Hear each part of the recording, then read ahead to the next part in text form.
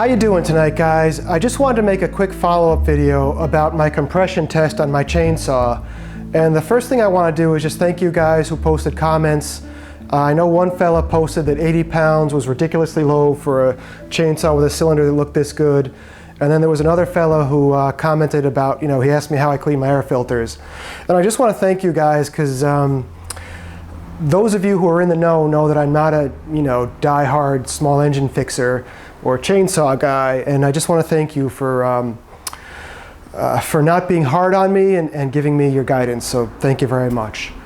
I just wanted to mention that today I went to Sears and I picked up a Sears compression test kit because I was really curious about how things were going with my compression on my chainsaw.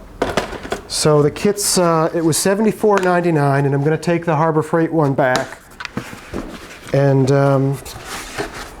this is what the inside of the kit looks like. So it's got a whole bunch of adapters.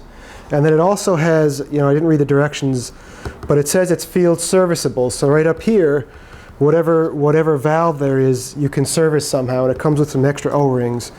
But for $74.99, it says it's got a 1-year warranty. I feel pretty good about it. And so there's the gauge on the Sears one, and then there's a sticker on the back that says Made in Taiwan. So I came back tonight and I did do another compression test on the Steel 036, and I'm happy to say that when I used the Sears compression tester, it was like 160 to 165. I did it like 3 times. I have an Echo weed whacker that I did just out of curiosity that I bought, I'm going to say 3 to 4 years ago. It could have been longer, but I don't use my weed whacker full-time, die-hard, and that came back with a compression reading of 140. So I'm glad to see that we're definitely in the zone with the compression tester. And I gotta say, I'm pretty amazed. I mean, I bought this saw in '95, and I really don't use it die-hard. It was more of, a few times a year I do a job to cut a tree down. It's not until probably 7 or 8 years ago I started using it more. And even just the last 2 or 3 years, I've really been going hard on collecting wood for the wood stove. And for a saw from 1995 to have 165 pounds of compression, I'm pretty impressed. And I do have a confession to make. I do have the carburetor off, and I had the paper towel in this thing that goes into the cylinder. So after I ran the first couple tests, I tried to pull the paper towel out, and it turns out it was in the cylinder. And some of the paper towel did get under the piston. It was actually wedged in there, and when I pulled the cord up, it kind of dropped in. So first I took a shop vac to try to suck it out, and then I just flipped it over and I took a small pair of needle nose pliers and got it. So hopefully everything's okay with that.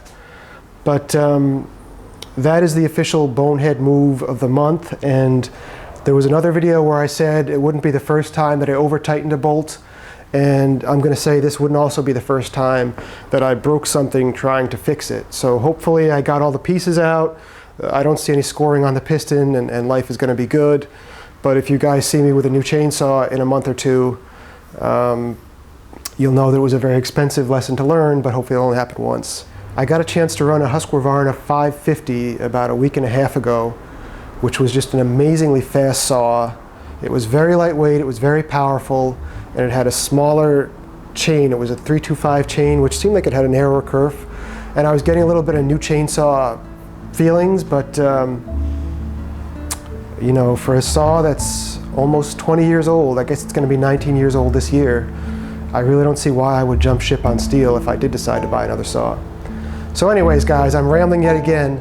Just thanks a lot.